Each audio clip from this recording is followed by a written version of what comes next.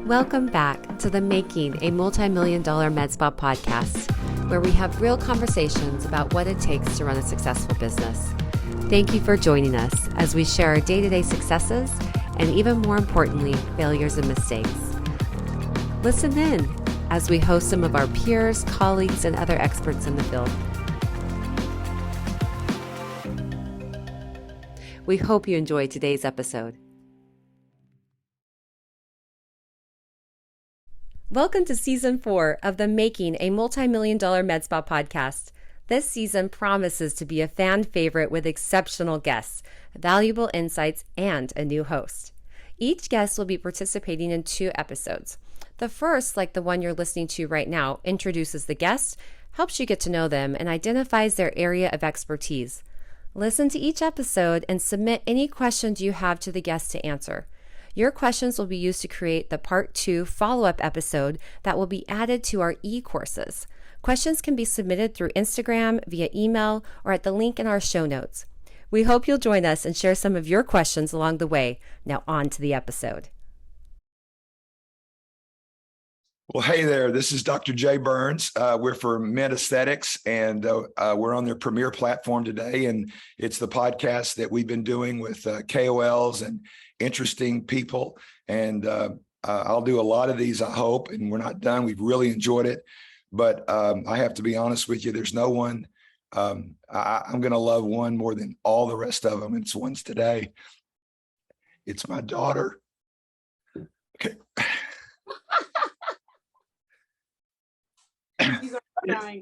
I did not see that coming, but anyway, it's my daughter, Molly Austin, and she's a dermatologist here in Dallas. And if you're wondering if I'm on my last leg, I feel great, but I've lost my voice today. So this will be the podcast with my sexy voice, and you're just going to have to deal with it. So it was Kathy's idea to interview Molly, and she thought it would be great because she's heard so much about her from me. And I may be biased, but I think she's done a really great job at starting a practice. And so it's a lot of this. She's in the same stage as a lot of people that are listening to this podcast, a lot of people that come to my preceptorships, a lot of people that we see at meetings that we train and that Kathy and Matt train. So we thought it'd be great because there is probably a special dynamic with Molly and I. We're super frank. No softball questions today. And I just thought we would have her tell about starting her practice, her journey, what she did right, what she do different. She's a mom. We're going to talk about how she balances that, but we hope overall it has a great application for your practice. So Molly, it's amazing that you're here. I'm really excited about it. So thanks for joining us. Thanks for having me. I'm excited. Yeah. Okay. So some of these seem like nepotism right out the bat, but we ask everybody kind of, where did you grow up? And tell us about your resume, high school, college, med school, what got you to this point? Yeah. So I grew up in Dallas, Texas, and I went to Highland Park High School and then went to Baylor for undergrad, and then went to med school at University of Texas Health Science Center, San Antonio. And then residency, actually came back for internal medicine intern year at Baylor in Dallas.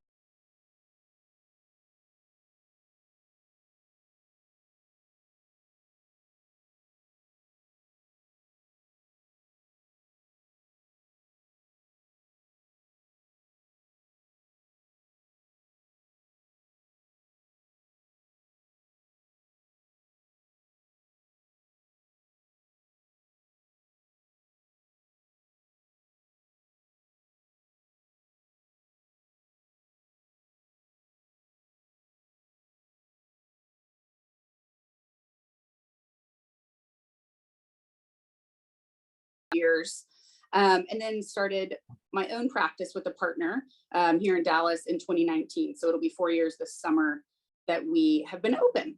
Well, let's stop there for a second, because that's a great overview. And then what I'd like to do is go back and unpeel a little bit how you made some of those decisions. And I think it's really important. I think you have a really good both of us really kind of have a unique perspective on the whole market now for roll-ups and private equity, and how that impacted you, how it's impacted me. And we're going to talk about that a lot, because I think a lot of people are asking that question. But what I'd love to talk about right now is I'm going to go back. You grew up. I certainly know some of the answers to this, but I think they know a little bit about your father, but tell them a little bit about your mom and growing up and what that was like, and Well, yeah. So, I mean, grew up with an amazing mom and dad, and dad, you really were all, I mean, dad's obviously growing up with a father that's a physician. I saw you work hard. I saw you love your job. And mom is truly has always been and will forever be just kind of the entity that keeps our world afloat, right, for both of us, I think. And so from but grew up in a loving family. Parents been married for almost 50 years, and mom stayed at home with me, stayed at home with the kids, but also again just was I knew she was kind of why everything kept afloat, and I saw her be a just your partner and your life assistant, and she kind of continues to be both of ours to this day, to be honest, and just helps us keep things churning. There's no question about that. It's kind of a joke for sure. She keeps us going. So when you look back at the influential people in your life, and I'm not, it's whoever it is. Is it a professor? Is it a high school, college, medical school, family member, whoever it is? Who do you think have led you, and some important things that you learned along the way in your journey? Well, yeah, I mean, truly, I mean, the irony is I'm having this podcast with you, but of course it's no secret that I mean, people ask me all the time, why'd you become a doctor? How'd you know you wanted to do, dermatology, cosmetics, whatnot? And, I mean, it was, I was thinking back on, we have this conversation we had on an airplane ride. You probably don't even remember this, but maybe you do, but we had this conversation on an airplane ride one time. I don't know. I think maybe I was in early college, but you were almost trying to kind of, I was like, I want to be a doctor. I think I want to be a doctor. And you were like, I just want you to really think through. I want you to know that don't look at me now and see what I've become and any success I've had, and just think that you blink and that happens, and that, you make money right off the bat, and you're busy right off the bat. And that it's just this, and my schedule now, I think too, you were able to make the soccer games and things because you were well in your practice. And he was like, and you were like, just don't think that that's just happens in a blink. And not that you were trying to dissuade me, but you wanted me to really see the full picture of what it would take to become a physician. And I appreciated that. But I remember just looking at you and going, well, Dad, there's just nothing else that makes me more excited than being a doctor. And I would think I was in a physiology class in college that just, I mean, I remember going to the class, learning about the human body, and just like loving studying that class, like just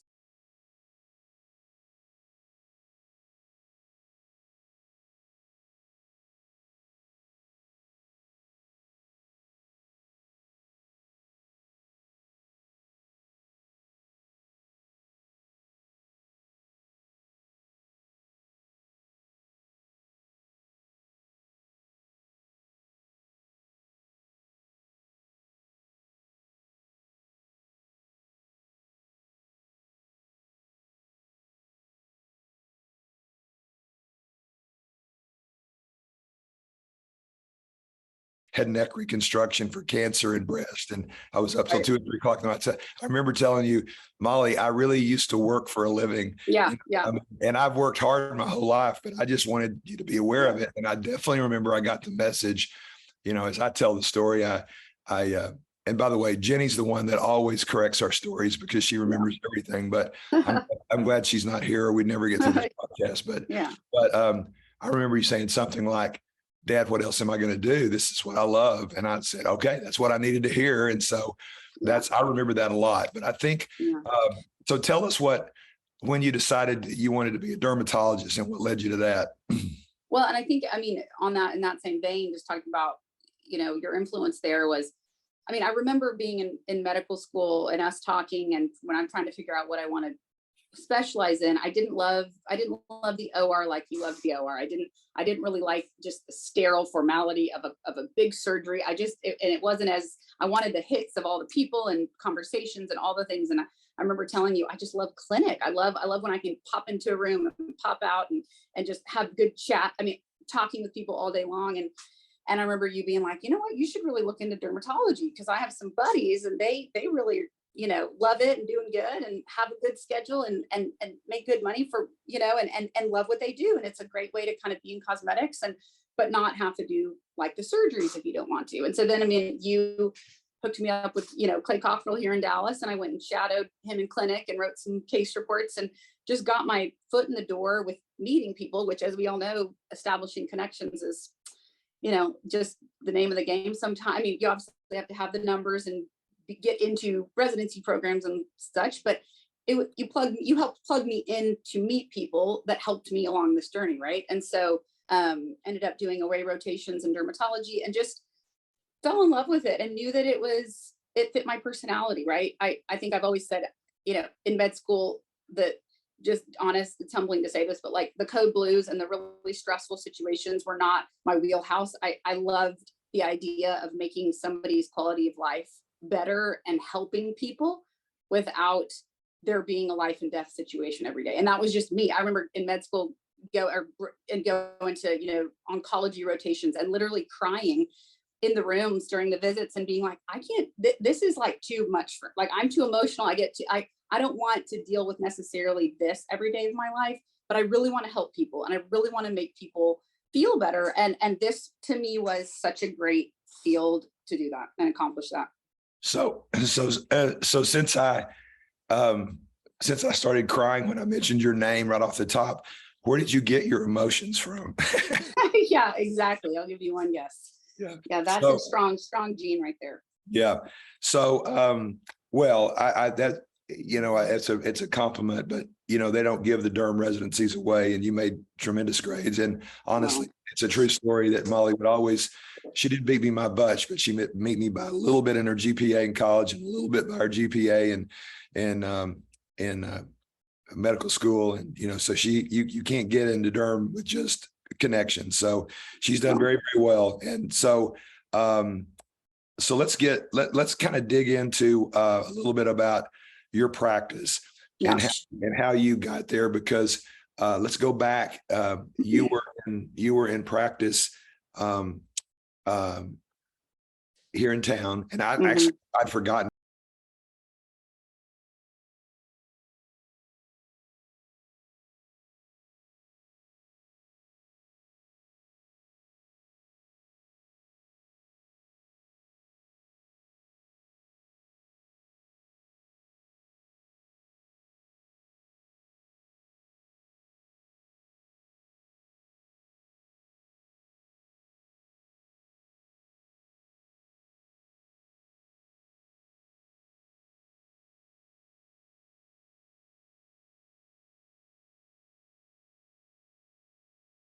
A kind of south of Dallas area. I worked in North Dallas like one day a week, and that's where I started doing more of my cosmetics. But down in Cedar Hill, it was all medical and lots of diversity there, which I loved.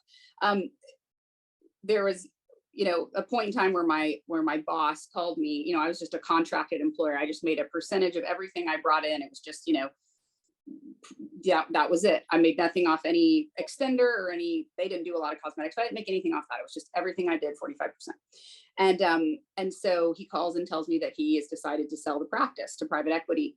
And so at the time it was also new, and I didn't really know what that was going to mean. And, you know, at the time it was, you know, renewing, you know, contracts, because basically, you know, I was having to redo contracts with this new group. And this is something I wanted to, I mean, I'm kind of jumping ahead to something that is why we ended up being successful in our new practice. But one thing I do want to mention for anybody that happens to be maybe a physician or a provider that's going to join a practice that maybe one day wants to do something on their own. When I signed right out of residency with this solo practitioner, I fought tooth and nail to make sure my non-compete was 1 mile from my office. And so when I just told him, I said, I'm not going to do it. And he, looked at me and said, okay, you know what, at the end of the day, I'll take you for how long as I can have you, and we'll do 1 mile. And so that was probably the best decision up front I ever made, because when that time came that I'll get to, it really helped us start our practice. So I signed there, and that was they did not want me to sign a 1 mile. Not the private equity group that bought did not want me to sign another 1 mile. Of course, they wanted it to be 5 miles from every practice they own. And I just basically said no. And so my advice there would just be to put your foot down for non-competes when you know that at the end of the day, they'll probably give in, to be honest, if they want you bad enough. And so I fought for that and kept that.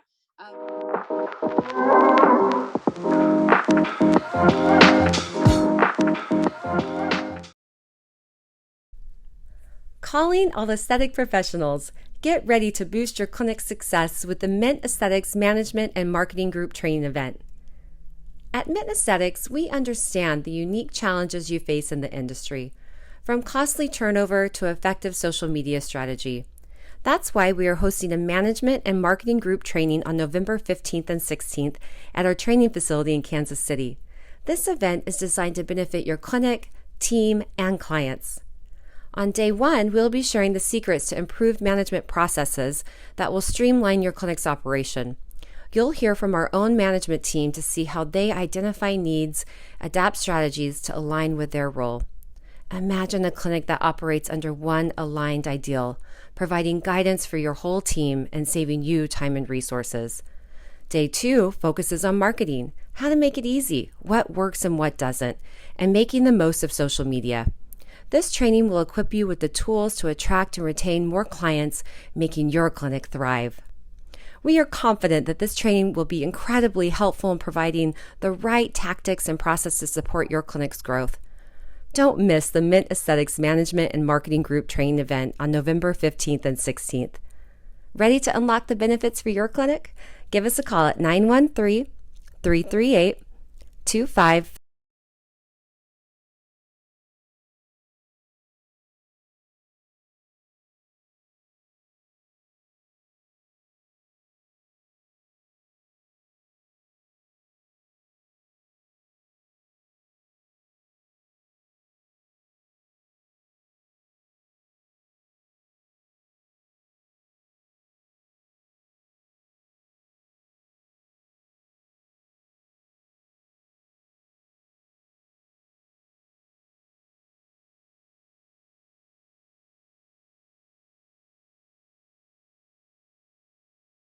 To that, but he sold it, and I saw nothing of that money, and have no future of becoming a partner unless you signed your life away to become on their board.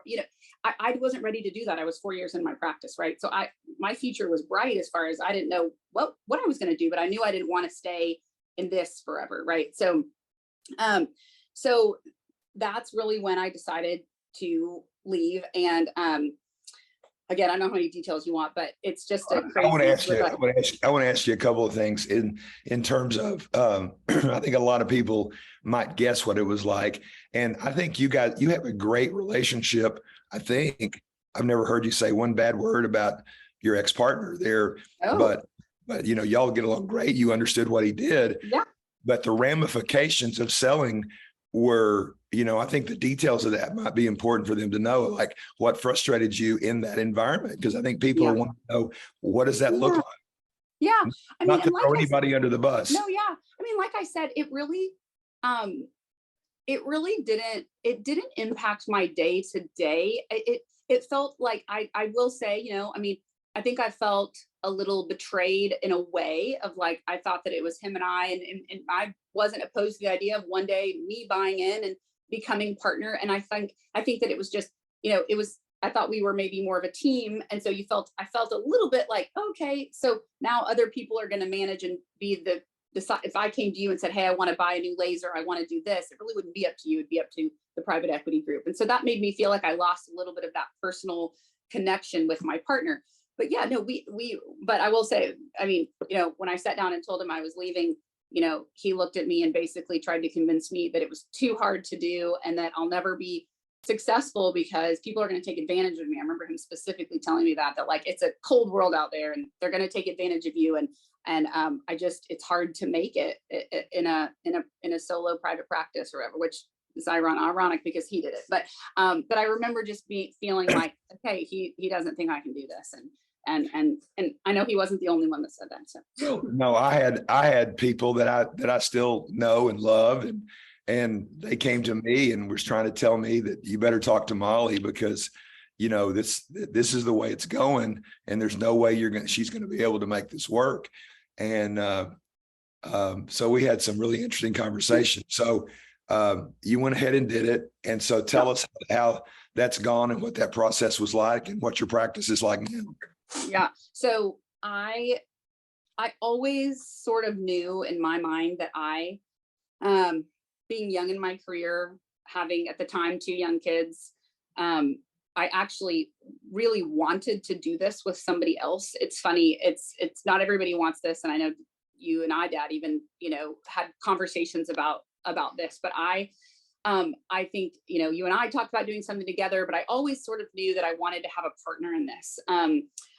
And so a Mohs surgeon that my current partner, Claire Reddick, and I had both worked with, she called me up one day and just said, hey, you and my current partner, Claire's office had also just been bought by private equity. Same exact, just mirrored situation. She was with a solo practitioner that was sold and was left feeling the same way. So the stars just aligned, and a Mohs surgeon called us both and said, y'all need to go to dinner and just talk. And so we really did. We went to dinner and had one long meal and just decided, that we should do this. And we always joke to this day, it's like, we literally did not know each other very well. Now, I'd done my homework on her and she had done her homework on me, and we both went to high school together and all these things. We knew we were, not crazy, but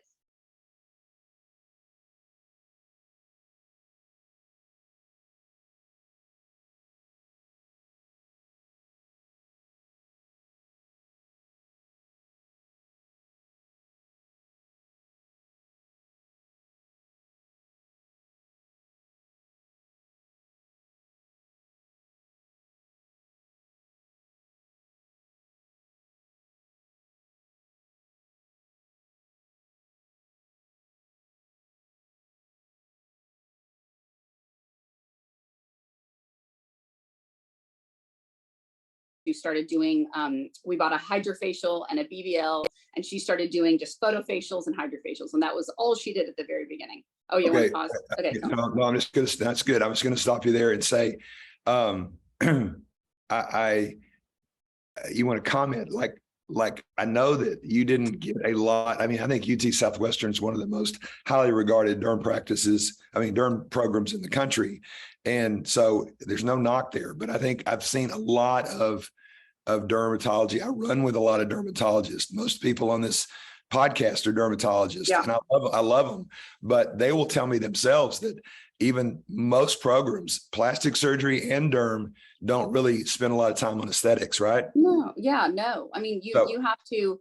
So what I did was you actually have to just fight for experience. I think with cosmetics, again, speaking just for dermatology, I mean, you have tiny little touch points in residency where you can get your hand on some toxin and filler, but you just don't really get experience. And so, I mean, I remember at my prior practice, I would just call friends and family and get the rep to give me samples of everything. And you just kind of be honest that you're kind of my guinea pig and I don't really know like all that I'm doing, but we're going to just learn. And you just learn, and you just put yourself out there, and you've got to just do it. And I think you take one thing at a time that you really want to master, and then you move on. But you kind of do have to fight for that experience. I do agree. So how did you educate yourself? Because you were learning, but I assume that, you really, I mean, I know that we talked a little bit, there's no question about it. And you knew, probably over, I mean, I don't even remember the conversations, but I'm sure I told you there's a real future in this, and it's a perfect feed into to a dermatology practice. But I never forced you to do that. And I think, and so it led you to going into derm. So I would like to know, and I think the reason I'm asking this question is because I think people would like to know, okay, so you said you wanted to do it. So how did you start? How did you decide what was the first laser you wanted to buy? and who you were going to hire. I'd really like to know if you can remember the process that you made, because that's a step. And I'd like to know what were your hurdles and how did you get through them, and how did you get a comfort level? And if you were scared, that's fine, because I know you were. And and then let them know about those kind of things and how they could mimic that, what you did right, what you did wrong, that kind of thing. Yeah. I think Claire and I both having experience with prior practices, we knew what we were referring out, right? So we just, for me, I think, I think you'd probably agree with me that the patients, like, so I kind of started off with just doing toxins and filler, right? And then those patients just always ask about what else can we do, and everybody can benefit from. I remember sending your office just all my photofacials. We didn't have a photofacial machine, so I was just sending them all to you. And so I came into this practice knowing what I was referring out, right? And so then we want it here. And so when we started, it was Claire and I, and I would have been happy to keep treating them. I really would. I know. I'm sure you would have. And yeah, you benefited for a long time from all my patients, for sure. So and so when we got here, we hired a cosmetic RN who had experience in injectables, but also with lasers. And then we bought.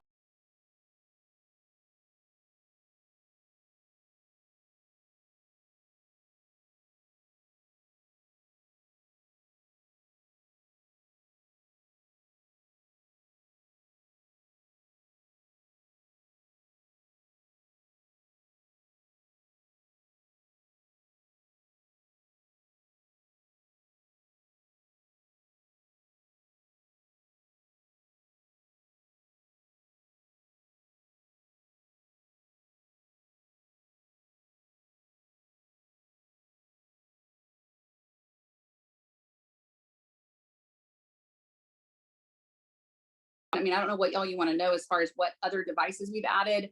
I want to know when you knew you needed another one, and what your next one was. I'd like to walk through that process, because a lot of people, Molly, ask me, what would be the first laser you would buy? And I always say BBL, because it's just the least downtime, but the most effective, and things like that. You may want to add to that. And then what did you add next? Right. Well, then, and so this is something I might have done differently though. So because the next thing we added was the halo to that BBL. I would tell you, having had a M-Jewel for 2 years now, we're about to buy our second one. If I could go back, I think buying just an M-Jewel, a BBL Moxie, would be one of the best investments you can make in your med spa, like the first thing you buy. I don't know if you agree with that, but I think that a thousand percent. So to me, the BBL Moxie is just sort of like the most magical thing you can do for someone of all ages, just almost anybody. Obviously, we're not going to do a BBL first on anyone that's tan or, it's not safe, but I just mean everyone can benefit from that. And I feel like the results of that, everyone sees a result. Everyone's happy. That's just sort of how I feel about those. I think that's a great place to start. If you can't afford a BBL Moxie, just a BBL for sure. But then instead of a halo, I might have gone Moxie, because I think that's a better price point for people, better recovery for people. So we just did halo, because Moxie, I don't think Moxie wasn't even out. So we just got a halo, but I would have gotten a Moxie first. I always like to say to patients, or my preceptorships, or from the podium when they ask a question, I built a very nice practice treating patients conservatively, under treating patients. You can't start a practice over treating them. So the last thing you want to do is do what I do every day, and the aggressive contour laser resurfacing. One is that everybody could benefit from the BBL Moxie, as we know, with the genetic studies, and 3 BBLs a year. And it's just opened up so many verticals to me. And I've talked about that. I talk about it on the Mint platform, if you want to go and listen to that. But it's all about what I call skin to life, and how we progress that. So you got the halo. And then after that, your next one was what? Was an M-Jewel. So then we got a BBL Moxie, because we needed another BBL. Because again, how did we know? Well, people couldn't get in for BBL. It's just, but they couldn't get in for them, and people were we just knew the pressure, our front desk communicating, hey, people just can't get in, for BBL. They're frustrated. They can't get in for BBL. Okay, so we need another BBL. I mean, and then of course you're going to need more people. And again, I don't know we've hired more people. You actually have to hire providers to administer those, but the MJewel, and then, and that's what we have now. I mean, and then we got a Lutronics Clarity 2, but that's as far as lasers go. That's what we have now. We're about to have 2 MJewels, a BBL Halo, and the India and the Clarity 2. Yeah. Yeah. And so you went with the Lutronic on the hair removal. Yes. And I know Kathy and Matt and I really love that device. Love it. And so would you that might even, I was thinking about something that I might have, we always were hesitant to bring on laser hair. I don't know how you feel about this at your practice too. We always kind of said, that's kind of, it's a little bit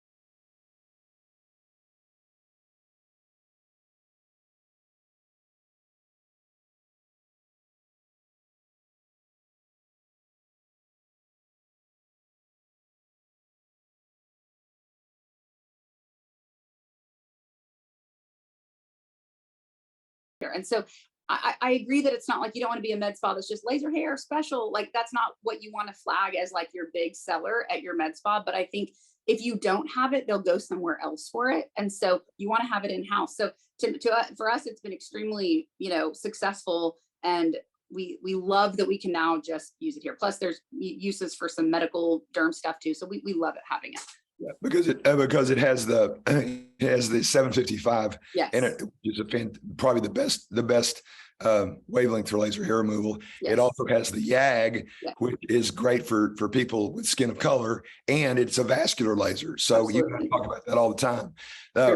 One thing I do want to say just for a minute that it's really important, because what we're trying to do here is try to educate people in what's important in a med spa, the business side of it. And so I think what you said was really important. I don't think when you're first starting out, although you realize it's important now, I think you made a wise statement that I didn't do laser hair removal in my new practice. You and I have the same story. I mean, I started over and did a solo practice.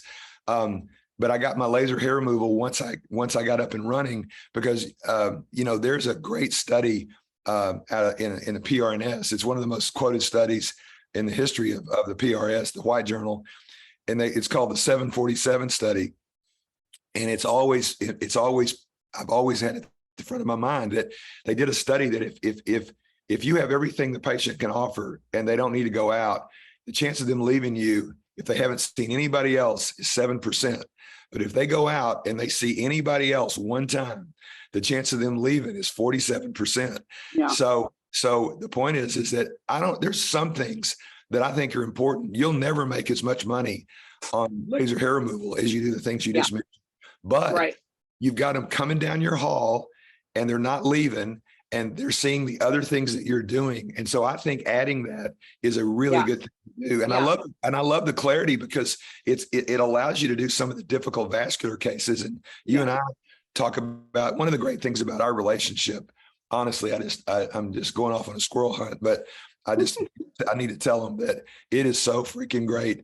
Probably the best thing is to have a dermatologist that I can text and call and whatever. Mm-hmm. And I hope Molly can text me about some surgical things. It's just one of the most greatest blessings of having a daughter who can do this. It's fun, really, from a father and daughter relationship, but it's actually very practical. Most surgeons would love to have a derm on speed dial. Yes. Well, I think I probably needed your advice way more than you needed mine, but it is, on that note, I mean, it is really, one of the questions I think that you were going to ask me is like, what do I love about my practice? And I really do love, and I'm not saying, it's not like this is how every practice has to be, but it is very fun to connect the medical derm with the cosmetics and have just have such a camaraderie amongst all of the medical providers, the cosmetic, and we're just, we teach each other things all the time, just like you and I mean, you're continuing to learn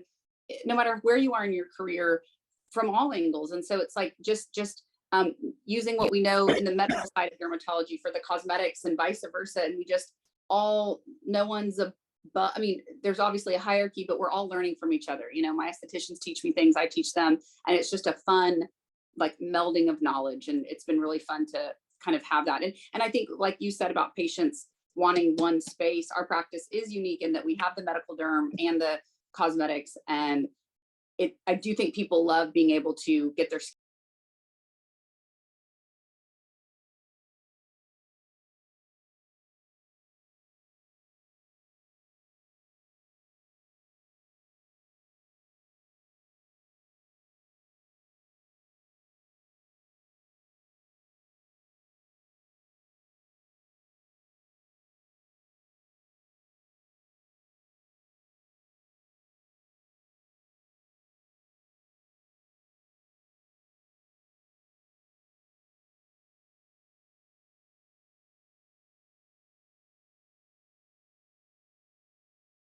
And so I had to wait, and I was sitting there. I don't know if you remember this, yeah. but I looked up, and I was looking at all these people going to different rooms, and I'd go up and I'd ask, and I'd say, now what is she? She's in medical derm. She's an extender. She does laser hair removal. Yeah. This does nothing but lasers. This one does injections. And I called you on the phone, and I said, or I texted you, and I said, Molly, you just won the freaking lottery. And there's so many verticals here. It's crazy. Yeah. They all tie together, and it Yeah. clicked for me. And it's true of plastic surgery. And it's Yeah. true for professionals. But Yeah. for those people that you know, and I always wondered about, you know, what's it going to be like if I stop doing surgery, which I may do here pretty soon. How's that going to impact my non-surgical practice? And I'm just here to tell you that you know, Kathy and I have talked about this. We've seen them. I just saw, I see many people that if they do it well and they buy the right equipment and they study hard, and they're I know nurse practitioners in certain states where they can do that are probably listening to this podcast, are wildly successful, just as successful as I am. So it actually shows me that, you know, don't get lazy and rely on my surgical practice to feed your derm practice. For sure. But you're really good. You know, I know that that might be a good segue into how do you use social media, website, and things to drive your practice besides just the dermatology practice? Because you're pretty good at it.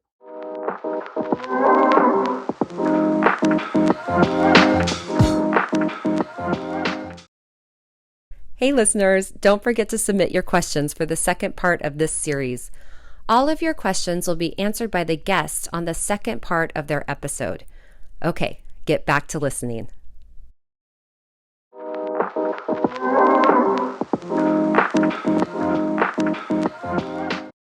Well, I mean, I think that it all started out very organically, like just me, before I left my previous practice, I just started an Instagram for myself and just started posting before and afters. I think as a whole, you know, it's people just like to see before and after pictures, like to see what the experience looks like. I think that right now in our day and age, social media, specifically like Instagram, is just where people go to get their knowledge and decide on what they're gonna, spend their money on, whether it be clothes or, cosmetic procedures or whatever. They just go there and they want to see content. And so, I mean, I think so. I have always been really big on,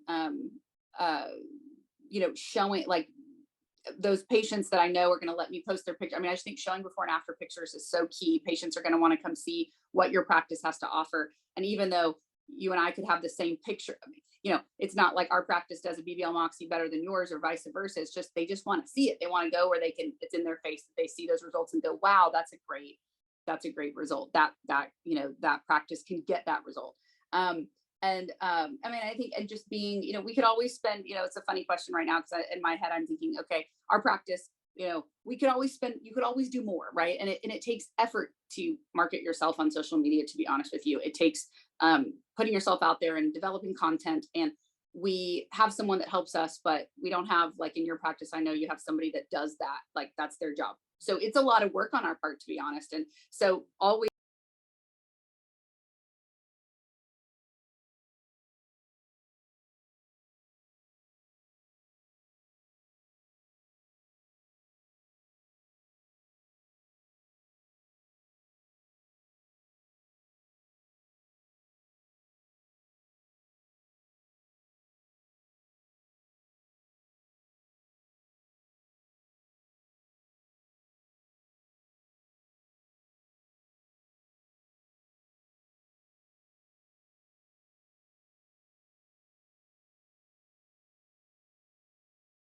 and so people will buy their stuff for the whole year. It's sort of like, filling your bank with your stuff, but you get it all at 20% off. And that's been very successful, and sort of just creates loyalty amongst all those people. Just obviously they're going to do all of their procedures at your office for that, for that whole year. And it's a way to reward our loyal patients that are established loyal patients, right? That just they get a discount, right? But people will still come in and pay full price if you're new, but those patients get that discount. And then we really push gift cards. We'll do once a year, we do a gift card sale. And that really, again, is another way to get money up front, and it encourages people giving gift cards to bring new patients in the practice. And so we'll market all of that, send blast emails to all of our cosmetic patients and market that on Instagram. And so those have been ways that have really, I think, helped we've marketed that. Yeah. So. Yeah. Well, anything else that, I mean, I know you wouldn't say it, but I will. You have a very successful practice, both derm and I know it. I mean, I'm not kidding. She used to be my daughter, and now I'm her father. I mean, it is totally true. It's totally true. And I love it. But the fact is that anything else, I mean, what is your philosophy on, it's one of my passions, as we talk about all the time. It can't be underestimated, but culture and service, because you've been really successful. You've added on, almost doubled your space. And I think we talked about it last week that you really like more space. And so you're really, this is not just somebody that got on here that's my daughter. It's somebody that's really been successful in a short period of time. So we're trying to learn from you.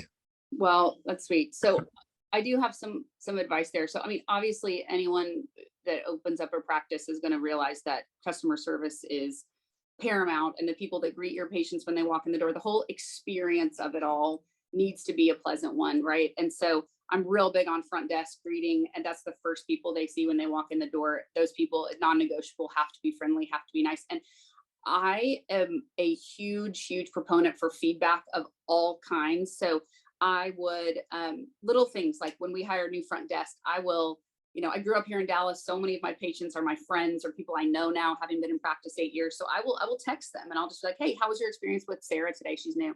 Did you feel, we have a new esthetician. I will go through their schedule and text the people I know and just say, hey, give me your feedback on her. Did you feel like she was great? I want to hear from the people that experience them. We're back doing our thing in our rooms and in our office, and they really are my patients are the ones that can give me the feedback. So I get feedback there.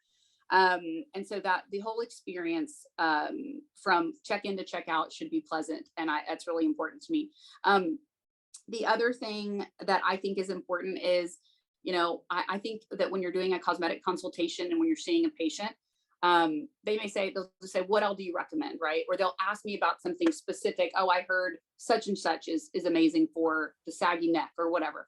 And I think patients really appreciate when they see that you're going to be honest about, hey, you know what? I think actually that's not, I use the word low hanging fruit a lot in my consultations. Like, that's just not low hanging fruit.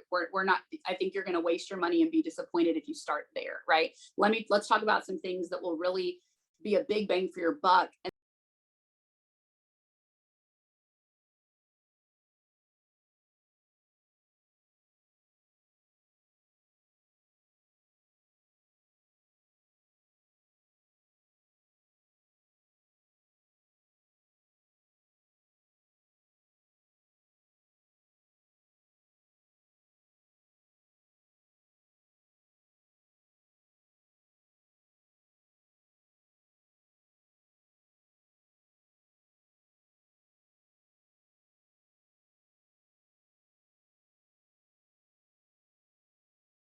Did you know the making of a multi-million-dollar med spa podcast is one piece of a whole training company? As longtime members of the aesthetic industry, my husband Matt and I have created Mint Aesthetics to provide dedicated training to aesthetic professionals across the country. Whether you prefer hands-on training, immersive virtual sessions, or the flexibility of online e-courses, Mint has a training option for you. Elevate your skills with our expert-led hands-on training. We will gain practical expertise and refine your techniques. Dive into our immersive virtual training sessions led by industry experts right from the comfort of your own space. Looking to expand your knowledge base? Our online e-courses provide a comprehensive curriculum designed to enhance your expertise at your own pace. And for those seeking to take their business to the next level, our specialized business consulting services offer tailored strategies for growth and success. Learn how you can take your aesthetic skills to the next level at mintaesthetics.com.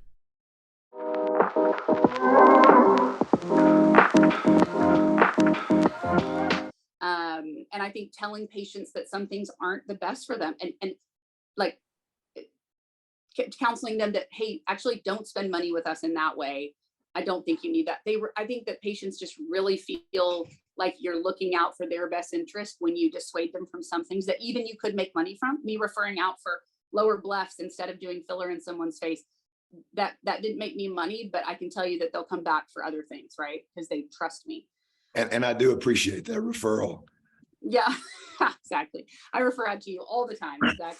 And it's the truth, because I think if the last thing I want to do is waste people's money on things where they're not going to be happy in the end. And really they should just, I think if your main goal is you want that patient to be happy in the end with their result, you just have to really think about that honestly. And money is a fabulous thing. It's why we do this. Creates a living, but it's not my driving factor in my consultations and the decisions we make. It's truly just how is this patient going to get the best results? Yeah. So I'd love for you to, I just think that's super important. And, if you did this, I would have to kill you, but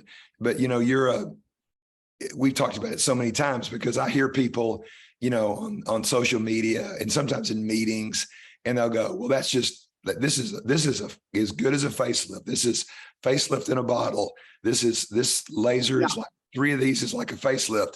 And you can't grow up in my house and say that. So I really believe that I think your patients really appreciate it. And the patients you send me love you, but how do you have that conversation when someone comes in? What do they do? What do they say when you go, okay, you've crossed the line?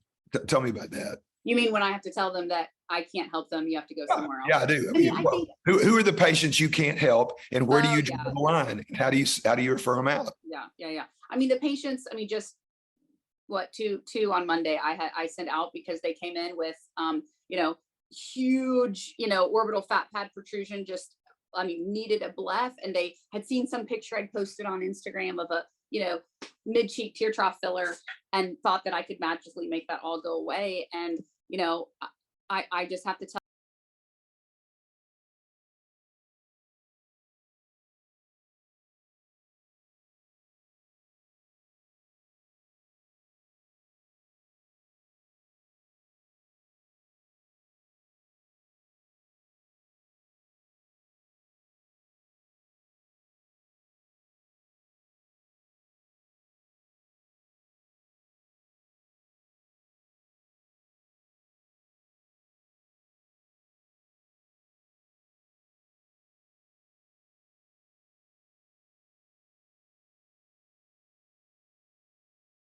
with what I do, and they're going to end up spending way too much money and not get the result, or it's just not going to settle well. Why would we do that, right? Or if they come in, for instance, with very deep perioral rhytides, my halo isn't going to do what your ProFrac can do. So it's expectations. But if they don't want the downtime that you would give, or they don't want the scary laser, well, cool, that's fine. Stay with me and do the halo. But I'm just going to tell you, you're not going to get the result. So it's all about, I'm a big communicator. I want to communicate. Expectations are so key in cosmetics. I think you under promise, over deliver with everything. And I think the patients gain your trust though. And so even those patients I send out to you, unless you, steal them away from me, they will usually come back and know that, hey, I'm going to tell them what I think is going to be best for them, even if it means me not making money off them. And so they'll say, what else? And I'll say, great, you need a BBL Moxie. You know what I mean? Like that, Yeah. then No, somehow I end up making money off of them, but everyone's happy in the end, right? I just think that people, the reason I wanted to discuss that, I think there's a lot of people here listening that have this, and it's understandable. You're starting out, you spend a lot of money, but you don't want to let go of anybody. And I'm just thinking that'll hurt you in the long run. Yeah. They know they can trust you. And if you send it off to me and I don't send it back, never send me another patient. Because no, but I mean, whoever they send to in their town, there's got to be a reciprocal thing. And but I think it's a good thing. And I'm glad we discussed that. Yeah. So one of the things that we skipped over, and I want to talk about it, it's a funny story. It's funny now. It wasn't funny. And so I really want to say that Molly taught me a lesson and I learned it too late. But, I went and started a practice at one of the most prestigious plastic surgery programs in the world. And I walked in the first day and they said, there's your desk, clinic's on Tuesday. And I walked in and they took care of me. And that's all I ever knew until Molly did her practice. So Molly was opening her practice and I literally didn't comment a lot. And I didn't, and Molly and I are very emotional and whatever. And she really called me out and I'd hurt her feelings really badly. And I had to apologize. I mean, it was serious. I'm not kidding. It was a big deal. But she was telling me that, Dad, you have no idea, what I've just done. This is a big deal. And I really wasn't telling her because, I totally loved her and I was very proud of her. Part of it was me being busy, but part of it, I really didn't understand.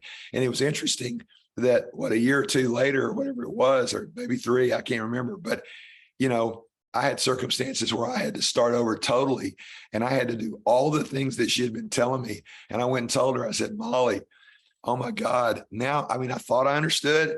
I am a schmuck. I had no idea what it was like starting a practice. So I really would love to know if you could tell the people, what was the hardest things that you did, the best thing you did? Can you give them any advice about if they had to start a practice from scratch, what would you tell them? Yeah. I mean, you never really understand how hard it is until you do it. So just like when I joined mine, I didn't know what it took to start that one when I right out of residency. So you don't never know. So I think that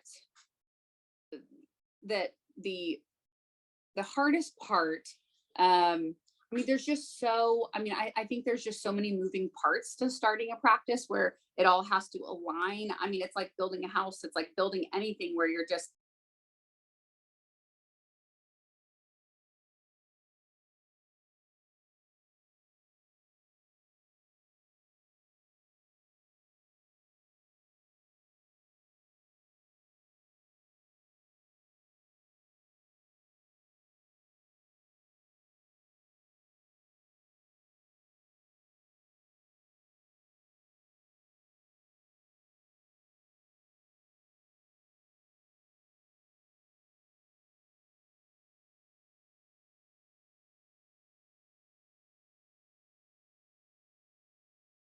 managed all the money and the loans and all of that stuff, which I would highly advise that somebody have somebody that really knows money and taxes and all of that help them on that journey. That was invaluable to have him. He's an accountant, CPA, and a banker as well.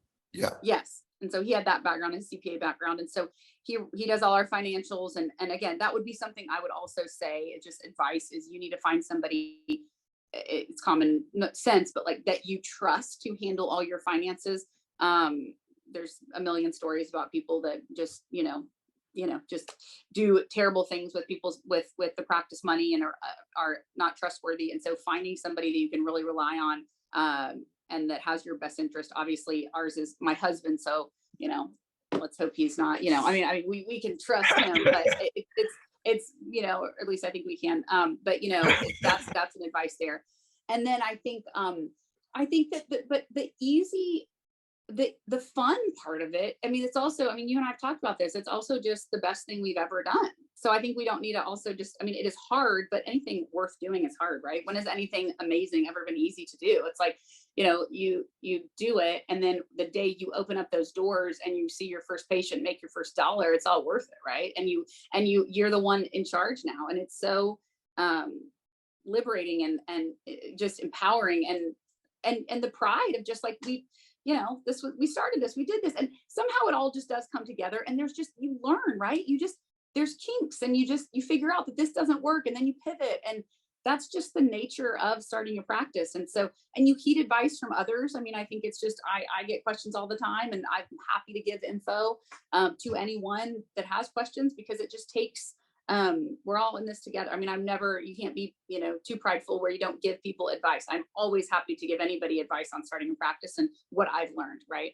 So I think that that's wise. I mean, I think that many people know that some may not, but Jenny and I run a ministry for it's a Christian ministry for families. They get caught up in addiction, and one of the biggest problems there, I see the whole through that lens. And my practice, what you just said, is really important. If you're prideful and you don't listen to advice, you're going to go down. You're going to go down a really bad path. Listen to people who've done it. Yeah. Community you'll listen to. Parents come and they want to change, and they say they want to change, but they don't want to change. And if you like where you are, keep doing what you're doing. The point is, a lot of people have done it. I would give you one example. Mint Aesthetics is amazing. If you want to go to Mint Aesthetics and train your estheticians or your front desk or your managers or how to start a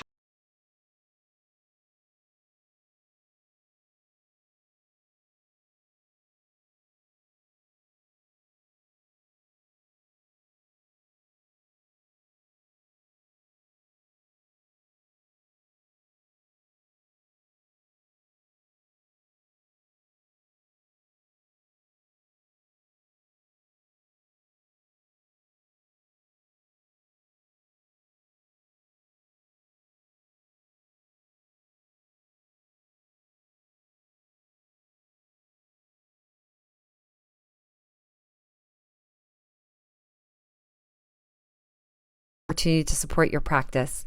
If you like this podcast, we would love it if you left a review. Ratings and reviews allow more practices and industry professionals to find us. If this episode has inspired you, share it with a friend. Together, we can empower our community through continuous learning. We truly value your support of the podcast.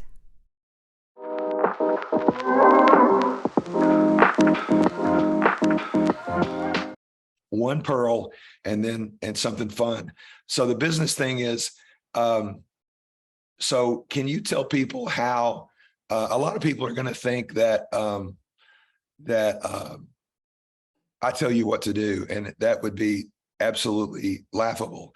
Now you listen to me, but how do you make decisions on the next laser to buy? And are you thinking in your practice, I'm not going to ask you this, but are you thinking you're going to just keep duplicating the procedures you do well, or how do you know, are you going to branch out and get some new technology and create another vertical or something like that? Yeah. How do you process that? I know we process a lot, and that might be a lot of people, but I think it's a fair question, because a lot of people call me and they're not my daughter, and they call me and say, what do you think? Or they see me at meetings, and I want to say that KOLs are available.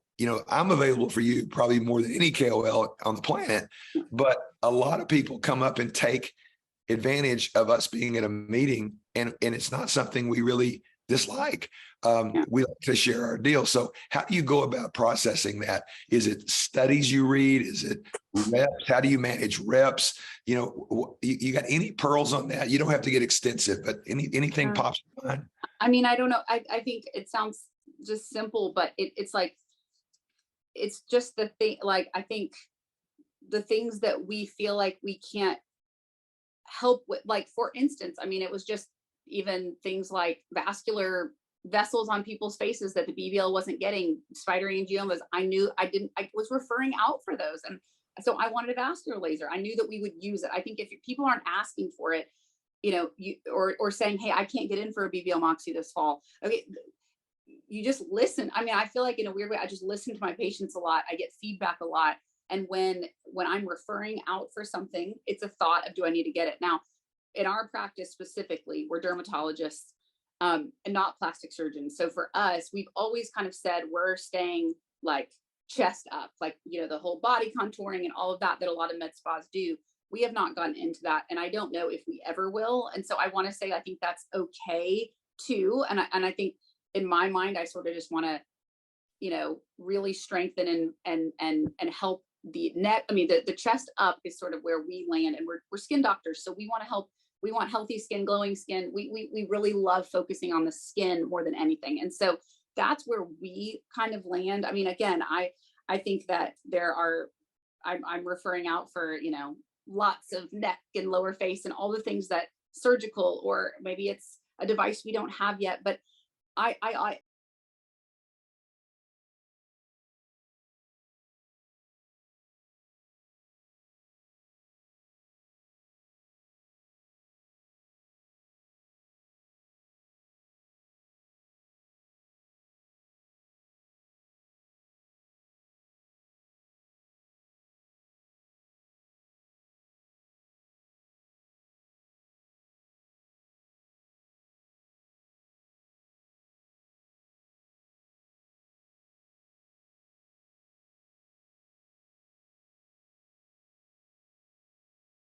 enough space for all of that, right? And that you can continue that.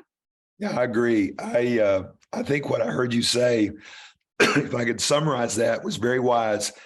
You're letting your patients and their demands uh, guide you rather than reps who buy you lunch. Oh, And I love reps, and they're great. Some better than others, but I think that if you decide you need another vertical, I think that's your first step. And then the second step is then, okay, which laser in that vertical yes, should I buy? for sure. And then I think that's great. And how you do that is, I would just recommend that. I mean, Mint has a lot of stuff on that. You come to me with a lot of that, and then do your homework. Yeah, And then, but you bought things that I may not have recommended. And I'm almost over that now. But yeah, most of the stuff I bought, you have recommended.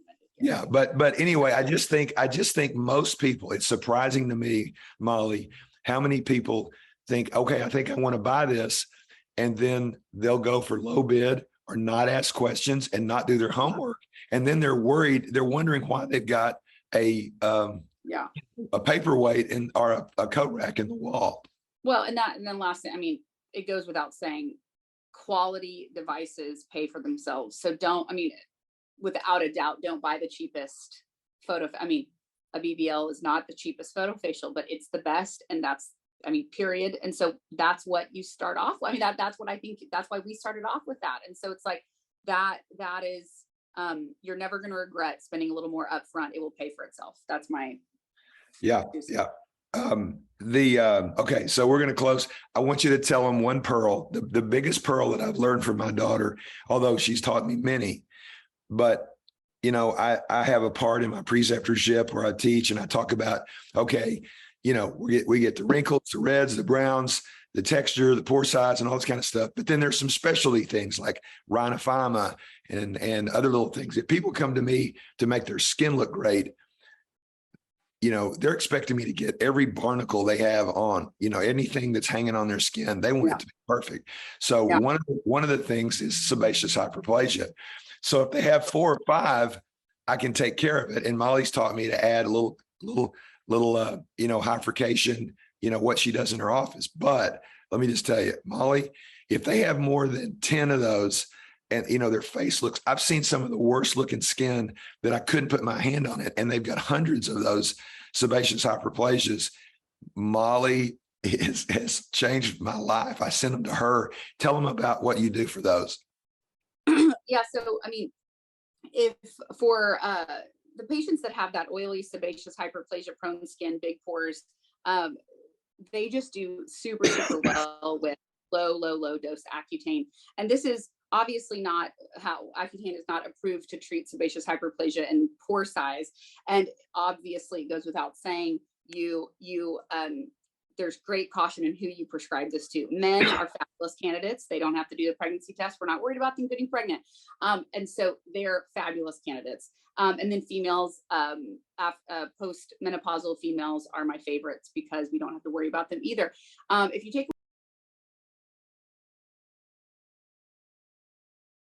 is just pure magic for pore size, really makes them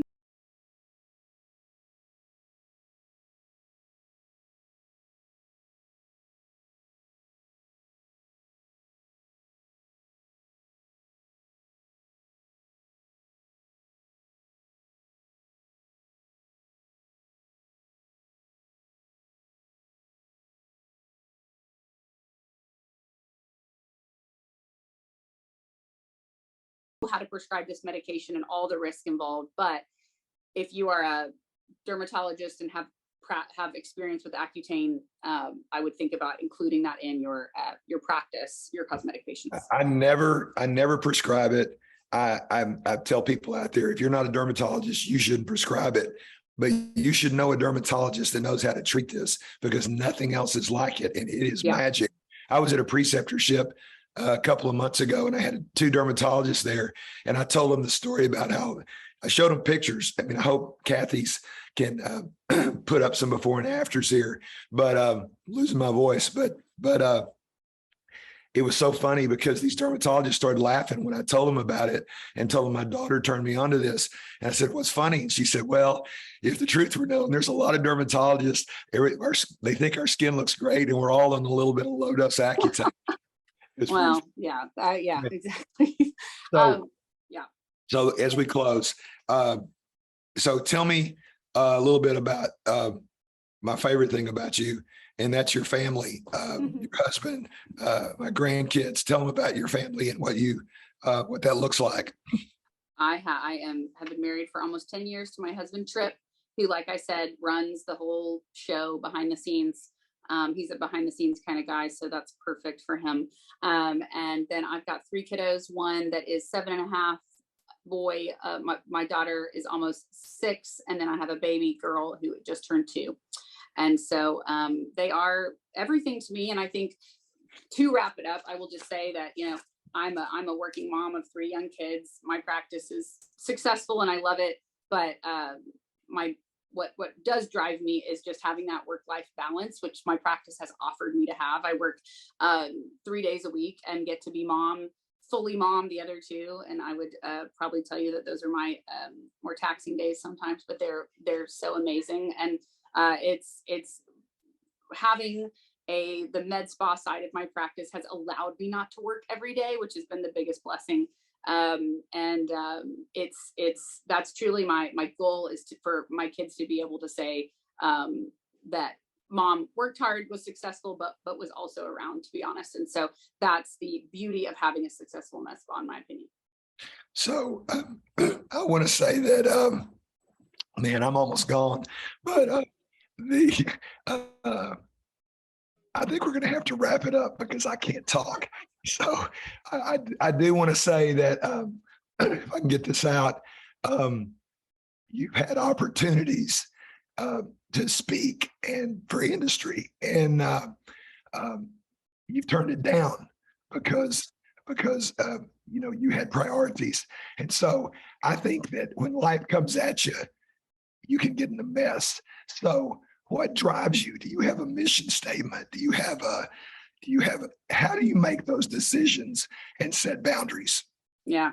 What drives me, obviously I have a faith in Jesus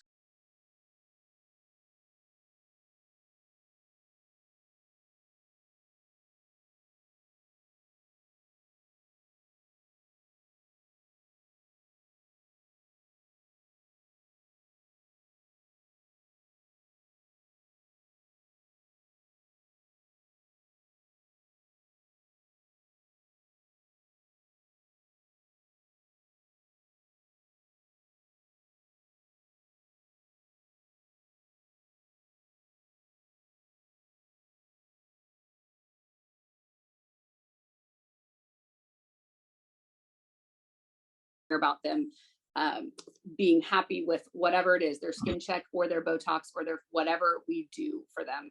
And I think that's all of us want to feel like we are being cared for and that we are important. And so that's what I try to come across to my patients. So, well, it's been great, and I'm right up against the edge because I cannot talk anymore. that is hilarious. It's crazy. It's crazy. Wow. So anyway, I feel great. Yeah, I'm gonna go take some steroids and some Okay, you Accutane. do that. You do that. Yeah. Yeah. So, All right. Well, thanks for having me. It's a wrap. We love you, and we'll see you at the next podcast. All right. Thanks, Dad. Bye. Thanks for listening to today's episode. We would love it if you left a review to help other providers and clinics find us. Also, if you want more information about anything we discussed in this episode, check out our show notes. Until next time, this has been the Making a Multi-Million Dollar Med Spa podcast.